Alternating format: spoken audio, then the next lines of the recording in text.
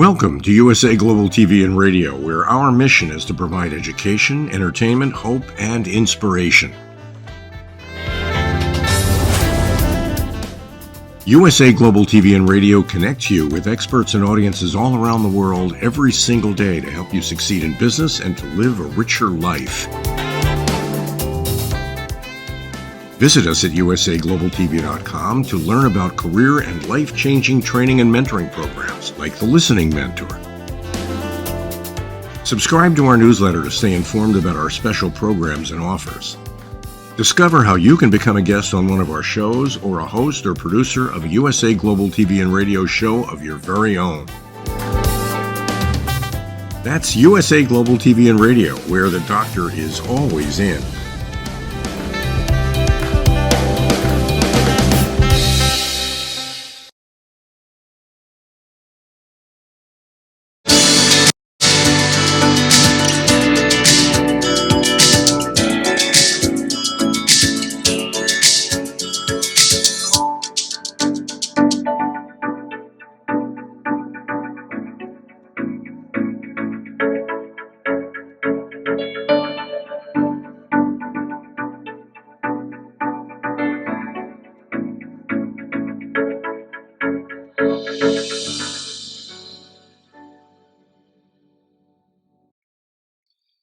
Hello, beautiful soul family, and welcome to Weekly Wisdom and Insights, your home for spiritually guided transformation and empowerment. I am your host, Dearjames, and together with the unseen, spirit, source, and symphony, we look at the current energies, the intuitive wisdom and insights, and we go as guided. And par for the course, action-packed, a lot of information to cover, so we are going to just jump right in so that we get it all in fairly quickly. All right. So again, it's January, it's a 1 month, so it's the creative, it's about taking initiative. It's master number 22, adorning, grace, and to accept. And it means that we adorn from the inside out. This is how we decorate our homes and so forth, but this is about how we adorn and walk with grace from the inside out. It's a 9-year all year long, so it's small restraints, surrender. We keep surrendering to our soul source connection, to our soul. 32, and this is about, and you will see against the astrological backdrop, this couldn't have been more perfectly timed. You don't reduce the number, the master number 22. So the 22, the 1, and the 9 become a 32. It's about duration, commit. This is about going the distance. And then the 3 and the 2 become a 5, nourished while waiting, patience. So as we look at these current energies, do so, because again, this is November, December of 2024, all the way through about the first half of May 2025. It's no joke. And 2025 itself, astrologically, the nodes of the moon are changing. Pluto has already changed and moved into Aquarius. The other 4 outer planets, the heavy hitters, are all changing signs 2025. We keep talking about this. It denotes, there at the end of January, I believe, there's 7 planets that are going to line up, one after the other. Boom, boom, boom, boom, boom. So there's all of this major energy. Welcome, Alicia. What we are looking at, though, and dealing with right now, in concert with all of that, is the SUN-PLUTO CAZIMI and the SATURN-PLUTO SEMISQUARE. I'll make sense of that in a second. So let's just look at the astro influences, the astrological influences. So on the 11th of January, the north-south nodes change signs. The north node is in Pisces, and the south node is in Virgo. There's one last aspect with an Aries, the node being in Aries, but that's moving out. On the 13th of January, Mars retrograde, out of bounds, is still opposite Pluto. So this is still going on, and it will be exact again on the 20th, I believe it's the 25th of April. On the 19th of January, the sun entered Aquarius. Just yesterday, 1/21/25. The Sun and Pluto are conjunct. That's a CAZIMI in astrology. It's where, in essence, when the when a planet is in the home or in the arms of the sun, it purifies and burns away. It's like the temperance card. It's the planet in the furnace that all the impurities and everything gets burned away. What's amazing about this is they're both at 1 degree Aquarius, 42 arc minutes. And I found that incredible because, of course, 1 denotes new beginnings. 42 is that number that goes all the way back to ancient Egypt about weighing your heart against your soul against, or your heart against the weight of a feather. And it's the first time in 248, give or take, years that there is a Sun-PLUTO CAZIMI in Aquarius. And then coming up on Sunday is the Saturn-PLUTO SEMISQUARE. It's in effect, but it'll be exact on Sunday. The astrological influences theme with all of this going on, I'm going to bring up the astrological chart for this Sun-PLUTO CAZIMI that took place on the 21st of January. It's paper dragons. And where you see the lines, so we still have kind of that zigzag shape-shifting, all the right moves view in the center of the astrological chart. But when you look at the blue lines versus the red lines, and immediately what came intuitively was paper dragons. The blue lines representing paper dragons. In Japanese culture, origami, which is folded paper into shapes, dragons symbolize wisdom, balance, power, and good fortune. Dragons have been a prominent symbol in Japanese culture for centuries. Paper cranes in Japanese culture symbolize hope, healing, and good fortune. They are often given to people during difficult times. And then we have this aspect known as paper tigers. And the paper tiger, the term refers to something or someone that claims or appears to be powerful or threatening, but is actually ineffectual and unable to withstand challenge. So these energies are all about this paper dragon, paper cranes, where there is still something beneficial. There is light, and you'll see it's in our main theme. While we work with the energies of a paper tiger, something or someone that claims or appears to be powerful or threatening, but is actually ineffectual and unable to withstand challenge. It's the wizard in The Wizard of Oz. They pull back the curtain, and there's just this human pulling levers and screaming and fire and all this stuff, but it's completely false, fake. And so this takes us into our main theme. Our main theme is, through the darkness, there is light. There is an absolute dark night of the soul going on. It's happening certainly, in the US, the world. It applies to everyone, this dark night of the soul. We're drawing a line in the sand. You're being seen. You're being counted. What are you at your center? Where are you in all of this? And Alicia is mentioning unable to withstand challenge. Who does that bring to mind? Yes, there's many, again, worldwide, many influences. Because again, when people in power wield power in a demonstrative way, it demonstrates their weakness. If you have to yell and scream and holler and again, be so demonstrative in a negative way,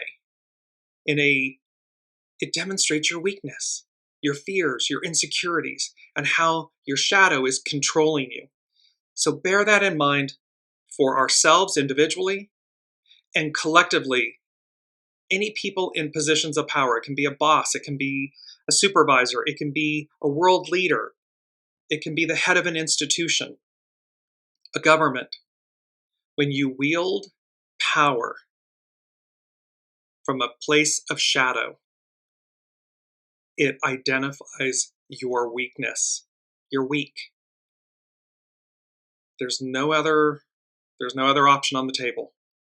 Because when power is wielded properly, correctly, and it's one of our quotes, and this is, the finger of God touching Adam. With great power comes great responsibility. It's a quote by Voltaire. With great power comes great responsibility. We are all custodians of our individual souls and our collective souls. Do unto others as you would have done to you. And so with this great power, the divine has bestowed upon us divine power. How are we choosing to wield it? In our individual lives, our personal lives, in our communities, in our governments, our institutions, our businesses? And look, it's simple to see. When someone wields power with the greatest responsibility, the greatest care, that individual is raised up so high, and people are endeared to that person. They support and love that person. They follow that person. They want for that person. Because in return, that is what that person that's in a position of power is offering. They may be the one that's leading or in charge, but they do so with grace and responsibility and a conscientiousness for the whole, for the greater good. When it is wielded in the opposite, it's oppression, suppression, this false power, weakness. It only, that tips when the people, the Aquarian age, we the people, turn the tables. We, collectively, we hold that power.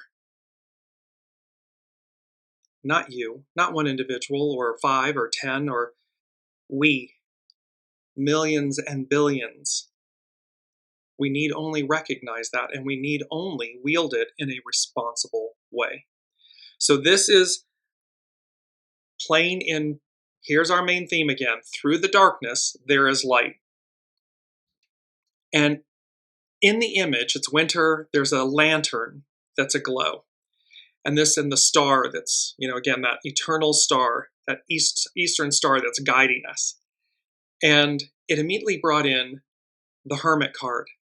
The Hermit card in the tarot is represented by the sign Virgo.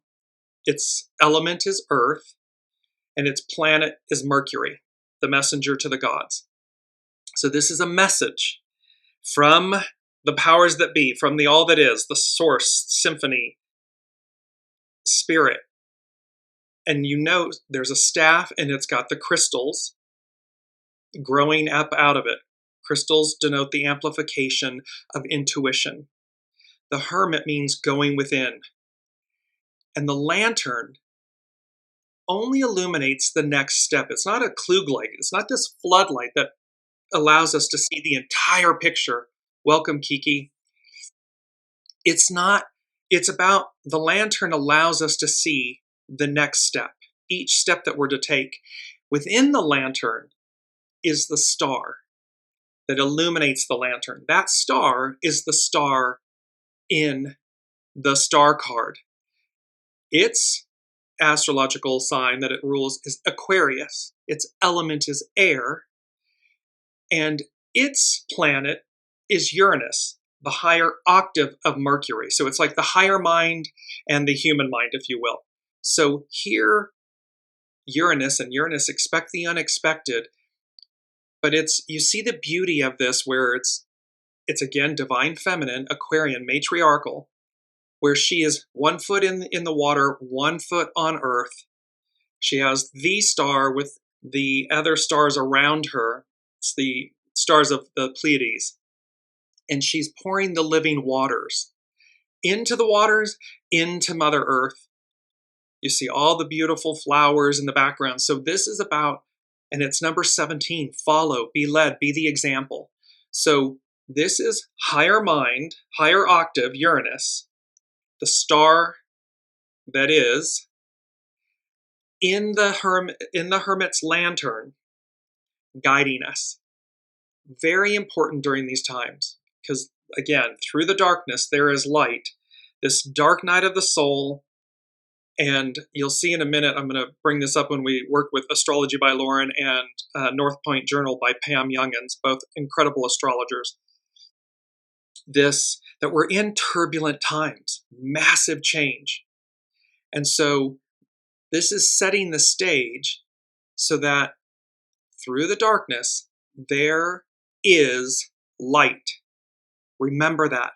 Stay centered and grounded, because this isn't about, as we've talked about for many shows, years on end, this isn't about going backwards. This is about that final hurrah where you get to the, to the Emerald City, and they go to see the wizard, and they pull back the curtain. Because, of course, they're told all along, in The Wizard of Oz, they're told, Dorothy and the Scarecrow and Tin Man and the Cowardly Lion are told, oh, you go to the wizard to get what you need. But what you ultimately find out is that the wizard is an illusion. This person or thing outside of us that's going to quote-unquote save us is an illusion. And that you had everything you needed all along. It's within us. It's ever present. It is our soul source connection to this higher octave, the higher mind, the master weaver, the all that is, source. That is innate within each of us. It is not outside of us. And thus, we save ourselves.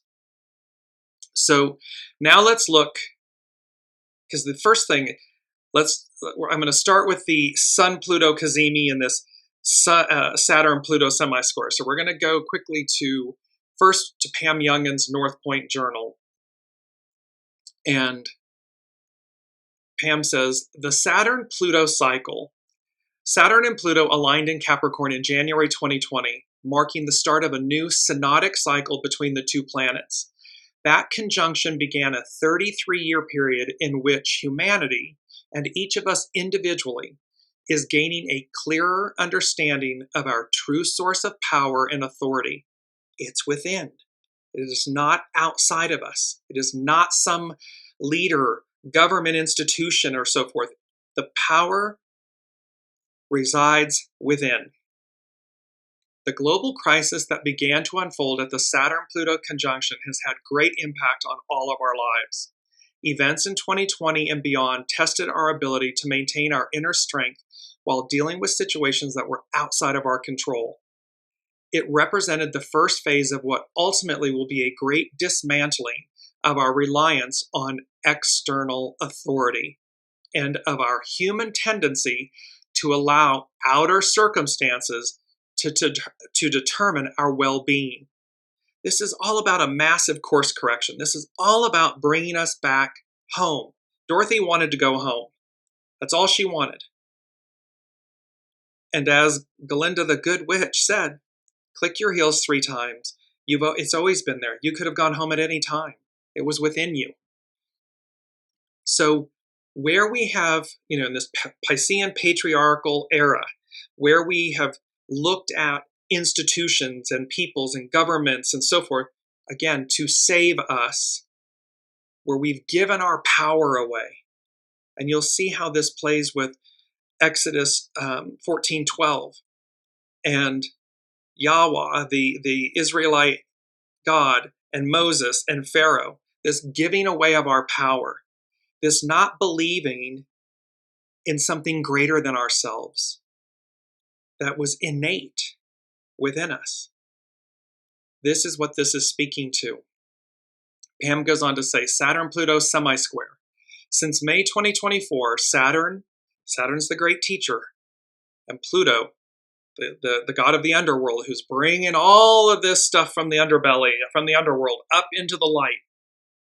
Not to become it, but again, like the temperance, that Sun-PLUTO CAZIMI, to transmute it, transcend it.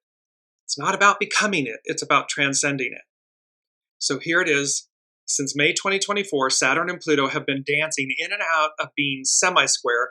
Squares are frictional aspects in astrology. So this semi-square, it's not a complete full square, separated by 45 degrees. This is the first significant hard aspect between the two planets since their 2020 alignment, and is thus challenging us to take the next step in reclaiming our innate sovereignty. This Saturn-Pluto semi-square is, again, not about beating us down and breaking us down to take the stuffing out of us and subjugate us. It's actually doing it so that we reclaim our innate sovereignty. I am. We the people. Any ways in which we stand down and hand over the reins of our lives to others are being challenged, especially if we give authority figures the ability to disempower us or else expect them to rescue us. So if we're expecting others to rescue us, or if we're disempowering ourselves, by doing so, we're giving authority figures our power. This Saturn-Pluto semi-square is saying, no, no, no, no, no. And so there's going to be repercussions. There's going to be, cosmic 2x4s. There's going to be tower moments. There's going to be reckonings and reconciliations. But again, how we get there is up to each of us. If one chooses to walk the path of reckoning, okay, I would highly suggest, and the unseen is highly suggesting, walk the path of reconciliation. And that reconciliation begins within. It is always an inside job. Pam continues, next Sunday, January 26th, the third and final Saturn-Pluto semi-square perfects.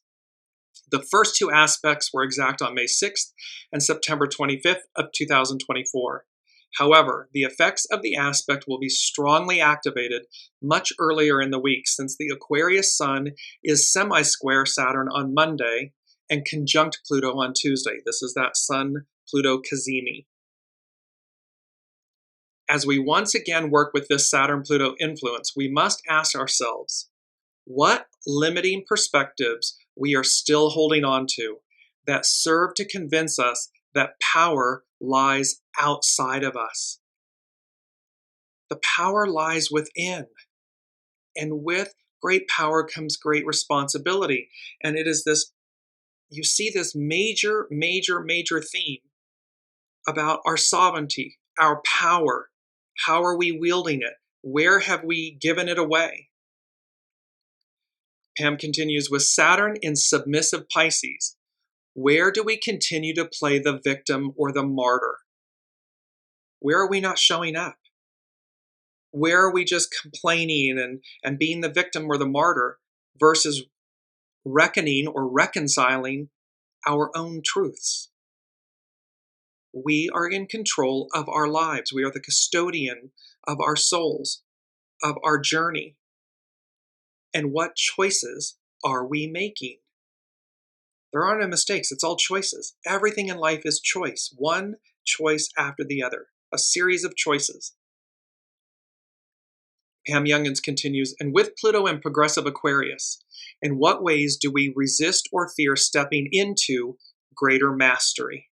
We have to face our fears. We have to walk through the fire. And I know, having done this, you will get to the other side of walking through the fire, the fear. And you will ask yourself, you will say to yourself, what took you so long? Because what you feared ends up being a nothing burger. What you receive on the other side of walking through the fire, of facing ourselves, is greatness, greater mastery. Pam Youngins concludes, this week, as we perhaps navigate another external circumstance that appears to be outside of our control, we have a choice. We could succumb to the old fear-based beliefs that tell us we are powerless, and thus dissipate our energy in blaming others.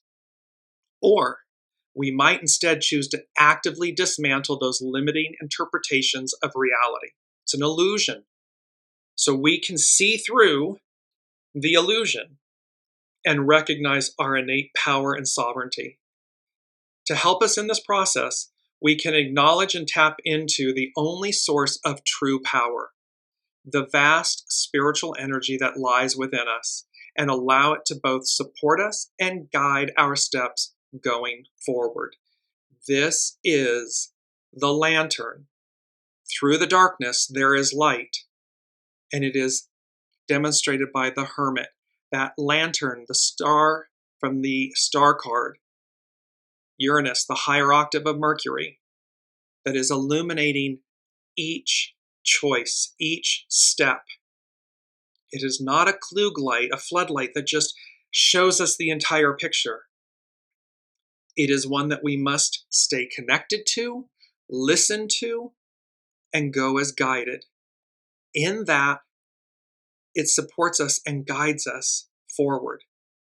The first thing the unseen said about this Sun-PLUTO CAZIMI and the Saturn-PLUTO semisquare, this moment in time, again, November of 2024 through mid-May 2025, they said, quote, "We interrupt your regularly scheduled programming."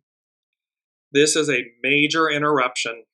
This is breaking news. This is not business as usual, life as usual. Because what it's doing is it's interrupting the status quo. It's dismantling the status quo.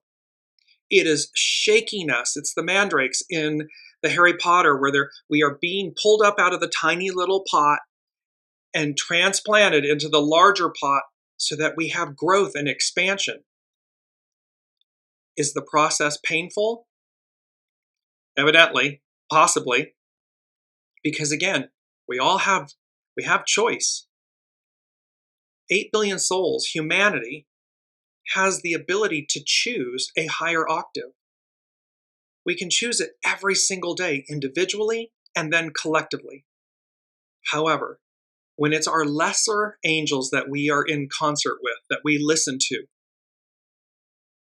then it creates guck and ick and goo. It is the underside that Pluto, the god of the underworld, is bringing up to say, here you are. Here's what you've created. Here's what you've chosen. Do you like what you see? And when the answer is no, then the next choice that the hermit is demonstrating with that lantern and the star is to choose differently. Choose wisely. Recognize your innate power, your sovereignty. Connect to your soul source connection, and then go as guided. It's a higher octave. It will always be true north. It will always be a higher octave. Period. So we interrupt your regularly scheduled programming. And it came with the second from the unseen. The second thing was time to choose. Make a choice. A final choice. And this speaks to then, they said, about being on the right or wrong side of history. Humanity has faced this moment many, many, many, many times. Being on the wrong side of history means supporting actions or beliefs that are later widely condemned as immoral or unjust, suggesting that future generations will judge those actions negatively, essentially taking a stance that is considered to be against the progressive movement of society, the advance of society. Yes, that can be scary because it's unknown. Exodus 14:12, the Israelites. They know the beast, they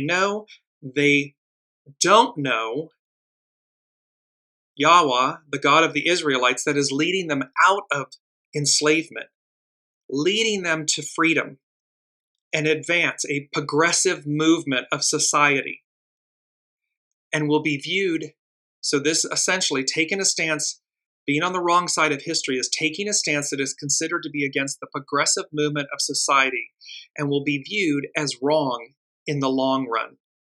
It is always used in a negative way or connotation, implying that the person or group holding the stance is on the wrong side of historical issues.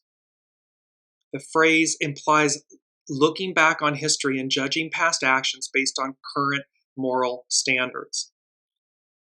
So it's time to choose, make a choice, a final choice. Are you on the right side or the wrong side of history? Because again, ample evidence to look back and see the choices made by those that were on the wrong side of history. And history, peoples, the judgment is harsh. Because again, you're either lifting people up, do unto others as you would have done to you, right side of history, or you're tearing them down, demeaning them, oppressing them, suppressing them, victimizing them, wrong side of history. And this is proven over and over and over again. Kiki is saying, it looks like the bad guys are winning, but I have faith in Aquarius and or God. Yes, because see, it's an illusion. It looks one way, but nowhere in history, look back at it, recorded history, all the way back to the Sumerians, the Egyptians. Where have we ever gone, quote unquote, backwards, back in time? Never. Never.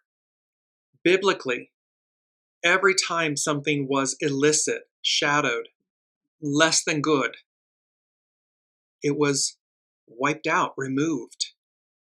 It didn't mean that perfection. It didn't mean that those that remained were quote unquote perfect.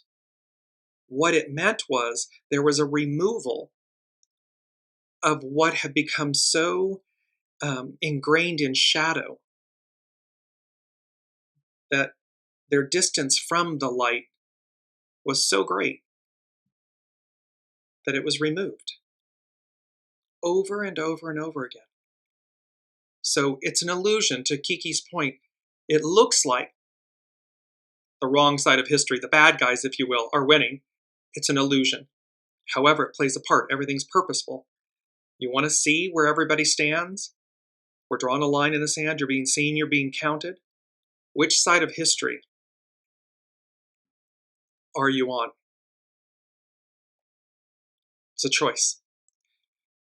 So with that, we interrupt your regularly scheduled programming and this time to choose, make a choice, a final choice.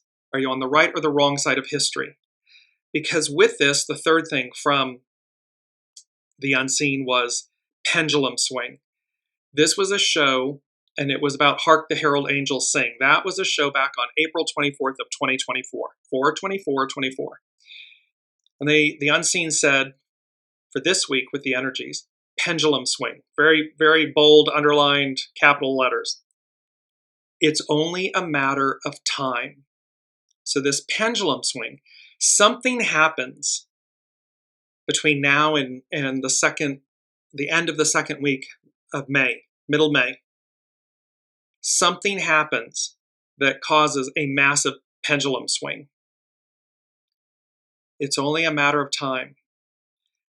And then the unseen said, quote, we now return to your regularly scheduled programming. So there's an interruption, and then there's a return. It's like in a broadcast. You know, you're watching your favorite show, and all of a sudden, the news breaks in. We interrupt your regularly scheduled programming. They share with you what's going on, what happens to be of great importance or whatever. And then afterwards, we now return to your regularly scheduled programming. So again, November to mid-May, something within this window. And we're witnessing it right now on world stages. However, there's going to be a pendulum swing. How that occurs, what that is, but again, Uranus, higher octave of Mercury, all of these major planetary movements, all of this, the nodes changing, this planetary lineup of 7 planets, as above, so below. These are major activities occurring. So again, walk with grace. The hermit is all about internal action, internal listening. You're going as guided, your intuition. Harness it, stay in the eye of the hurricane. Do not get caught up in the chaos and the confusion and the shadow that's taking place, so that you're on the right side of history and you find that you're delivered. You find that your faith was greater than your fear. This is so important. So now let's move to Astrology by Lauren. And her title for this week is On the Edge, Saturn Semisquare Pluto. The challenges of change are always hard. This is a quote by Hillary Clinton. The challenges of change are always hard. It is important that we begin to unpack those challenges that confront this nation and realize that we each have a role that requires us to change and become more responsible for shaping our own future. See, this is about accountability, responsibility. With great power comes great responsibility.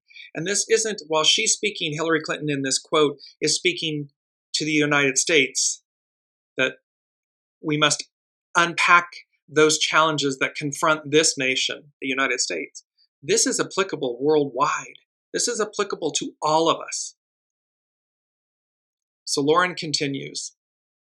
One of the prevailing transits of the latter half of 2024 and the first few months of 2025 is a semi-square between Saturn and Pluto, which is exact on January 26th.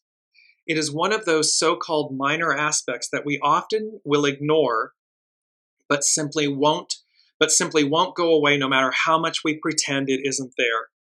The unseen talked about, all of this is just coming at us, like full frontal coming at us. You will not be able to turn away. It's information overload, but it's uncovering, if you will, all the shadow, all of the illicitness, so that the truth, the light, the truth prevails. It remains in the background of our lives, perhaps in the ways that we put up with things that annoy or even harm us, in the ways that we remain stuck by avoiding or pretending that there is no problem, because it is so much easier to do so rather than face the truth, or God forbid, change it. See, it's all about choice. Are the ostrich burying our head in the sand? This whole thing of like, fa la la la la, it doesn't exist and I'm going to ignore it, and that doesn't work. There's no hiding from this. And so again, is it reckoning? Is it the path of reckoning or the path of reconciliation? Choose. It's a choice. Time to choose. Make a choice, a final choice. Right or wrong side of history. There is an inference with this not so minor aspect that something is broken, ending, or on the verge of destruction. And we cannot ignore it any longer or pretend it will just go away. It needs fixing, if it's not already too late. So again, we get those warnings in our individual lives and in our, unity, the whole of the whole.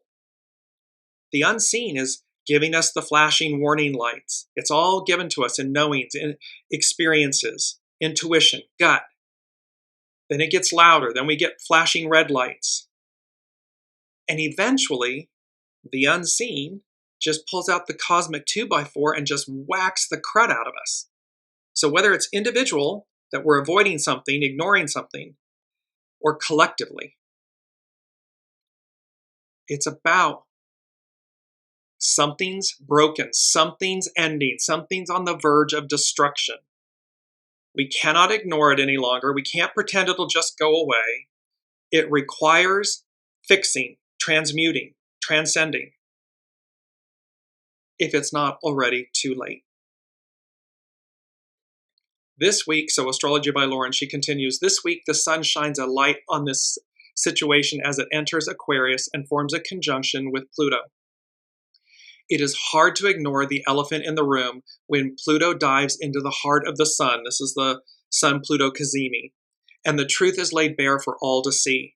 See, there's truth being laid bare. It's the Sun, our life force, the greatest light, and Pluto, god of the underworld, bringing all this muck and guck and goo up that we've created. Humans have created this by their choices, by their accumulative choices. And so whether it's our individual lives or our collective lives, we each got here. We each made accumulative choices. And now the Sun is with Pluto going, yeah, this dog, all of this muck and guck and goo, that dog don't hunt. That's not going into the future.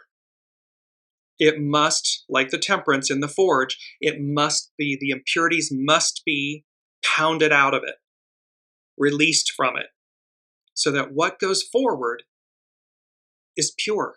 It's of a higher octave, a higher quality. Astrology by Lauren. Interestingly, the Sun-Pluto conjunction coincides with Inauguration Day here in the United States. This is when a former president returns once again to lay his hand on the Bible, which did not take place, and take the oath of office, thereby becoming the 47th president of the United States. Kudos to astrologer Austin Coppock, who pointed out that the last time the Sun and Pluto were conjunct on Inauguration Day in the United States were during the two terms of James Madison in 1809 and 1813. History may repeat itself. It will always be different, but we can look back at history. Who was on the wrong side of history? When did something like this occur before? So that we have the wisdom of past choices, of history, so that we can, in the present moment, choose wisely, differently. Astrology by Lauren, she goes on. So this was 1809 and 1813. And as Inauguration Day took place in March back then, as opposed to January in present day, the Sun and Pluto were in Pisces, not Aquarius. This was the president, James Madison, that started a war with Canada, which subsequently led to an invasion of Washington, D.C. by the British and the burning of the White House. All would be rebuilt again, but the symbolism of that destruction and subsequent rebuilding is starkly Plutonian. So again, here we are, where this is, as we've talked about, this is about 555, major change. This is where we are. This is the energy of the time.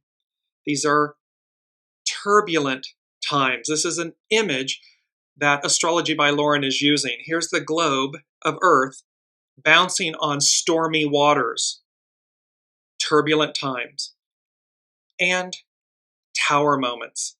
Where are we cleaving to the past? Tower moments can be both perceived as positive or negative. Ultimately, they are divine and neutral, period. However, how you experience a tower moment, is the cosmic 2x4, is it a path of reckoning, or is it this joy of the tower moment, something that propels you forward, and it's a path of reconciliation with yourself, with the divine, with your soul source connection. This is where we find ourselves. This is the moment we're in. This dark night of the soul, turbulent times, major life changes, as above, so below, all of this change. How we experience it is up to us, individually, collectively. So, Lauren continues, breaking down the Saturn-Pluto cycle, we know that Pluto has to do with power, pure, unadulterated power. Who has it? Who owns it? Who wields and leverages it? Pluto also has to do with transformation, rebirthing, rebuilding. Saturn, on the other hand, has to do with authority, leadership, the infrastructures of a society, its laws and its mandates. Saturn-Pluto times are often indicative of shifts in power and control. For Saturn represents the status quo, and Pluto dares to transform these. So again, When you wield power from a place of weakness, fear, you can yell and scream and be the raging Wizard of Oz with the smoke and the fire and the booming voice. And when you pull back the curtain, the emperor has no clothes. It's an illusion. And it reveals your profound weakness. If you don't know something, ask.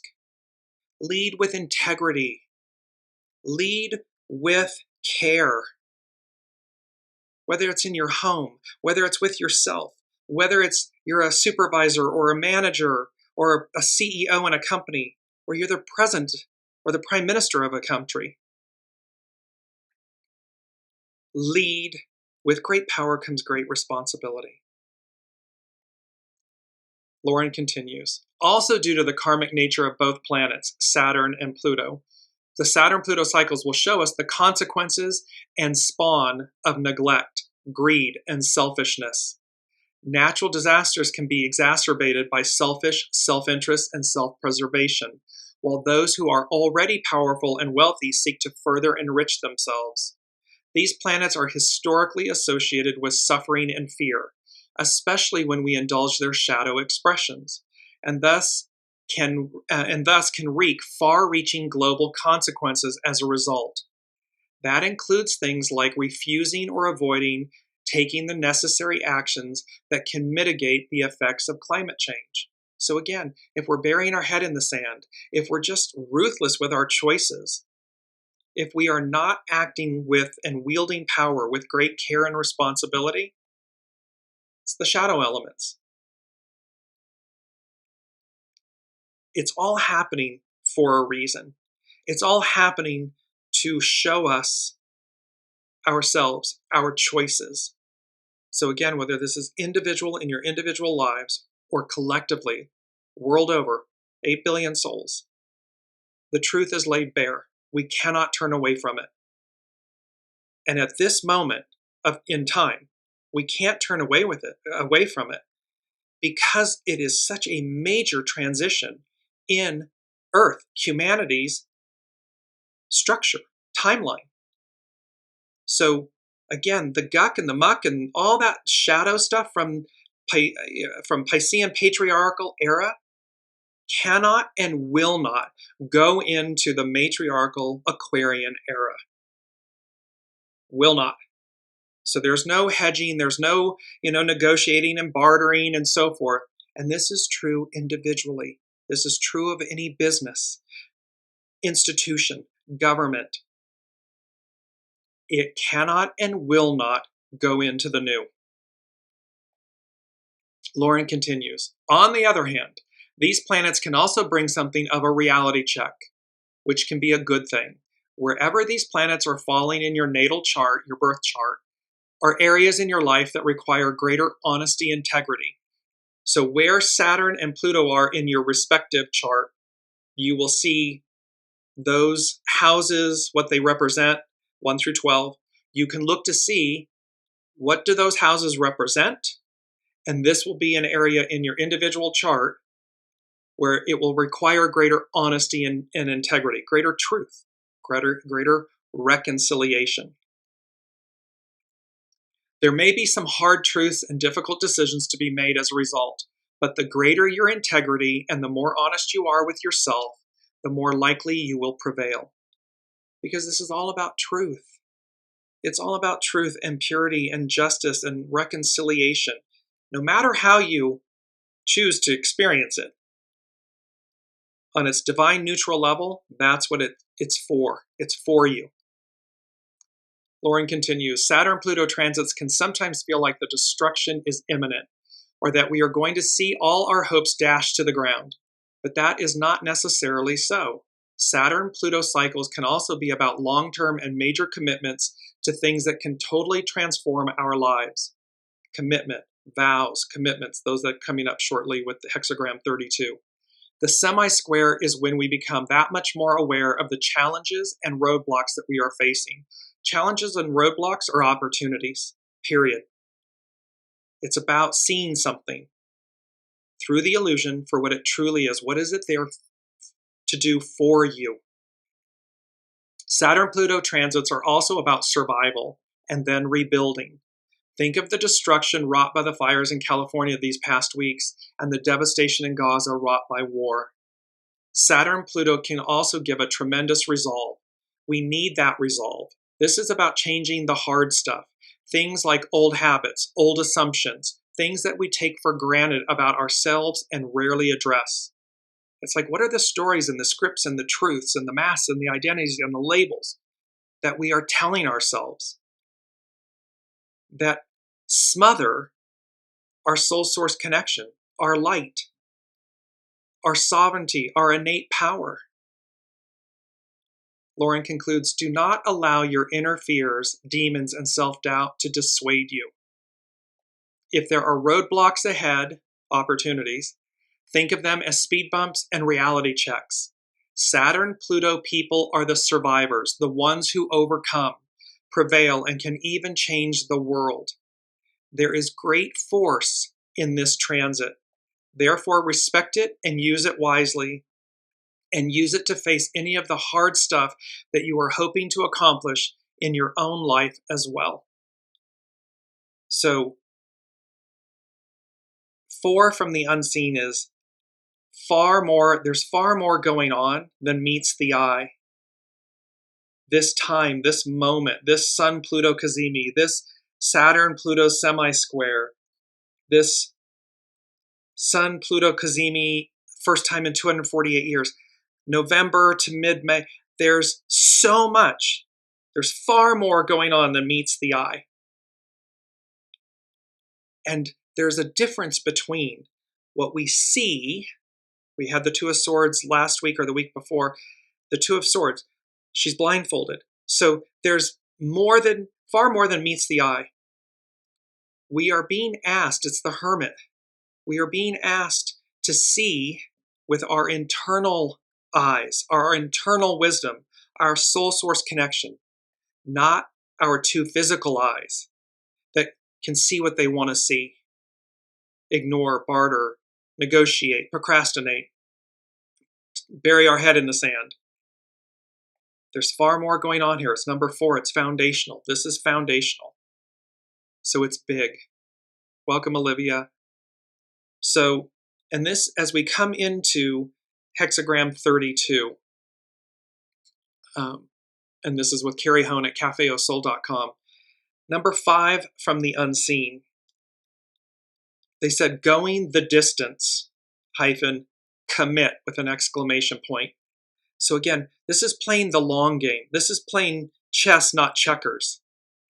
This is strategic. It's number 5. It denotes change. So going the distance, commit. And this is where hexagram 32 is duration. Its action is commit. Its hidden influence is determination, breakthrough. So it's for us to be determined to get to the other side. Not to go backwards, but to get to the other side, to the world before us. The golden age, what came before us and what's before us. And its underlining cause, 42. There's that Sun-Pluto CAZIMI, 1 degree Aquarius, 42 arc minutes. Its underlining cause, hexagram 32, is 42. Increase, expand. This is about increasing us, expanding us, allowing us to experience an octave of self that we have yet to realize, yet to experience. And again, think back. Before black and white, there was no picture. So we go from no picture to black and white to color. And where we're going is technicolor, where everything's alive, everything's interacting and speaking. So it's about going the distance, commit. This also brings up, before I go into hexagram 32, it brings up what I spoke about earlier, which is Exodus 14:12. So Pharaoh pursues the Israelites. They, the Israelites, said to Moses, was it because there were no graves in Egypt that you brought us into the wilderness to die? What have you done to us by bringing us out of Egypt? Did we not say to you in Egypt, quote, leave us alone so that we may serve the Egyptians? For it would have been better for us to serve the Egyptians than to die in the wilderness. But Moses told the people, do not be afraid. Stand firm, and you will see the Lord's salvation, which he will accomplish for you today. For the Egyptians you see today, you will never see again. There's this point about commitment to getting to the other side, a commitment to what lies before us. And just like in biblical times, in the Exodus, Yahweh, the Israelite God, parted the sea, brought water from rocks, manna from the air, caused many things biblically referenced to show authority and power. And because the people, the Israelites at the time, didn't see, there's no floodlight, there's no big Klug light showing. There's just the hermit with the lantern. Take the next step, take the next step, keep taking the next step. Because they didn't know the whole picture, what they said to Moses and God was in essence, well, and flatly, we were better off enslaved with Pharaoh. Why did you do this to us? Well, it's no different today. Where are we in a Piscean patriarchal era? And these institutions and the way of life and beliefs and everything have become so corrupt that we no longer do right by. It's not our best angels, it's our least angels, our worst. It's our shadow that we operate from. And because that beast is greater than the light of day before us, many are choosing to say, no, I'm better off enslaved. We should think about that for a minute. Think about the fact that you are choosing, should you be choosing this, you are choosing to remain enslaved. When this moment, just like then at the time of Exodus, was a moment of liberation, freedom, opportunity, the land of milk and honey, expansion, a higher octave of ourselves. And all it requires of us, as it required then, is faith and trust and commitment. Go the distance, commit. Not to something outside of us, but to something that is innate within us. The truth that, yes, there's fear, but guess what? Is this it? Where you've been? Is this it? Or is there something greater? Is there something yet before us that will expand us, enrich us, illuminate our innate power and divine sovereignty in a matriarchal, Aquarian, we the people era? Hexagram 32, carry home, cafeosol.com. And the same commitment should be cultivated in the following way. And let me just back up for a second because there's two beautiful quotes.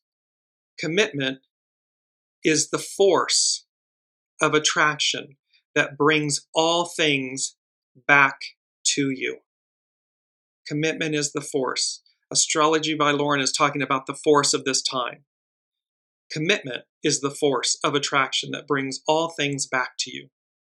And our second quote by Voltaire, that first one was by Carrie Hone. The second one is, "'Tis not the many oaths that make the truth, but the plain single vow that is vowed true."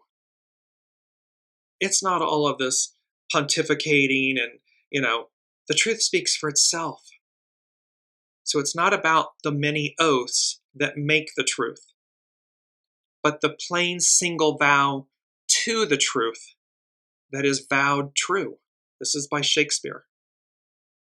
So again, we have this opportunity, we have this ability before us to reclaim our innate sovereignty, our innate power, our innate divine connection. And it is here, at this moment, we interrupt your regularly scheduled programming. Time to choose, make a final choice. Because there's far more going on than meets the eye. And so here with hexagram 32, the nuclear trigrams, the interior lines of the hexagram, of the trigram, so the nuclear trigrams of the joyous lake and the creative portray firmness in joy. Firm in joy, you will experience the joy of discovery.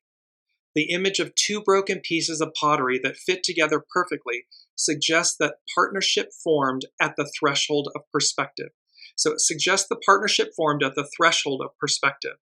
How do we see things? Commitment is the force of attraction that brings all things back to you. Commitment gives durability to the changes.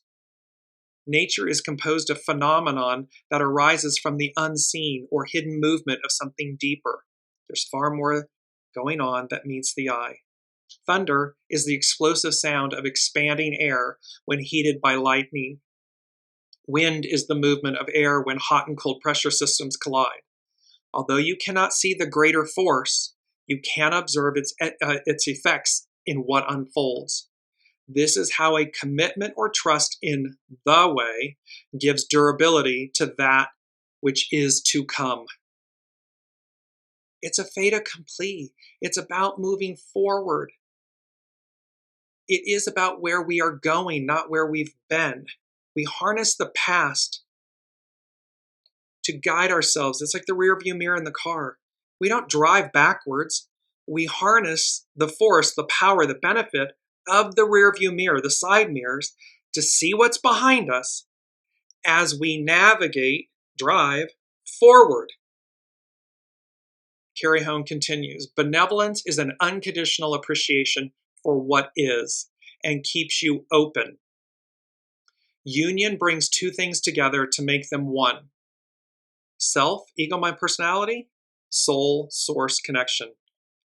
So that it brings these two things together and it keeps you kind and benevolent and open. In this case, your inner perspective is joined with experience. Whether in relationship to each other or to events or to oneself, stand firm and do not change direction. Embodied in hang, which is, duration, so this committing. So embodied in duration is the idea that although things come to a conclusion, there remains a quality that is enduring. A torrential storm can pass through a landscape, but what is firm will not only remain, it will be strengthened. The master said, it furthers one to have somewhere to go. Through movement, you can test your unwavering commitment in the face of adversity. So this is it's a powerful, powerful time to commit to your higher octave, your greater angels, to peace. It's number 6 from the unseen. Peace. Make a commitment to peace, to a higher ideal, to what lies before us. Because again, history will judge this time, this moment. It will judge us, and it will define whether we are and were on the right or wrong side of history. The journey may be painful.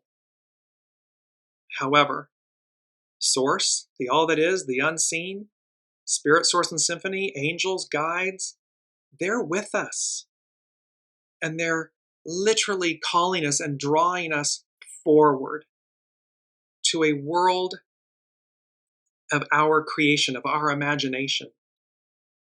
And the old, all that goo and guck and grime and illicitness and all that stuff, all that shadowy stuff, it's not going into the new. That's where we are. This is where we find ourselves. And let me just conclude. Our key word and key phrase is righteousness and righteous indignation. And righteousness, the quality of being morally right, true, or justifiable, acting in accord with divine or moral law, a feeling or way of life that is all about doing the right thing. Do the right thing. It's not hard. It requires commitment. It requires going the distance. It requires faith and trust. Because you'll know when you're being deceptive. You'll know when you're doing something less than that. And righteous indignation, anger that is primarily motivated by a perception of injustice or another profound moral lapse. A feeling of anger or shock that is motivated by a sense of injustice or moral wrong. Strong feelings of anger when one thinks a situation is not morally right or fair. This all has to do with, so righteousness and righteous indignation, it all has to do with, are you on the right or the wrong side of history? What are the choices you are making in your life? What are the choices we are making as a collective? A group, a business, an institution, a country? Industry leaders? What are the choices, and are they morally right and fair? Are you doing the right thing? Do unto others as you would have done to you. It's simple. And it all culminates Exodus 14:12. We have the opportunity to receive greatness, the land of milk and honey, this expansion, this greater arc of ourselves. We need only choose it. Until next week, I will leave you there. Very powerful, very, for me, very powerful. I hope, let me know in the comments, I hope it was equally the same for you. And I hope we all choose our higher angels, our higher selves, and keep taking one step right after the other. Put the image of the hermit, that beautiful lantern, put it up on your altar, put it up in your car, put it to remind yourself that at every step you have the ability to make better, higher, octave, pure, good, do the right thing choices. Can't wait to see you all next week and see, because it will be the Chinese Lunar New Year, the year of the snake, and we will have snake medicine and so forth. So until then, be well, be kind, love you all, and we will see you next week.